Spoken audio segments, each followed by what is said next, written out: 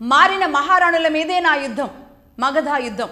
498A పైనే మా యుద్ధం, దానిని విశృంఖలంగా వాడే వారిపైనే మా యుద్ధం. ఇప్పటికే 498Aతో సతమతమవుతున్న అయినా అనేక మంది మగధని వారం రోజుల నుంచి కాల్ చేస్తూ మగధతో మాట్లాడుతున్నారు. వారికి అండగా మేము ఖచ్చితంగా ఉంటాం. గో బ్యాక్ 498A అనే నినాదాన్ని మేము బలంగా తీసుకువెళ్తాం. కనీసం 498A విషయంలో ఒక అమెండ్మెంట్ అయినా తీసుకురావాలి అనేది ఖచ్చితంగా వినిపిస్తాం. త్వరలోనే ఆ బాధితులతో ఒక డిబేట్ కూడా పెట్టబోతోంది మగధ న్యూస్.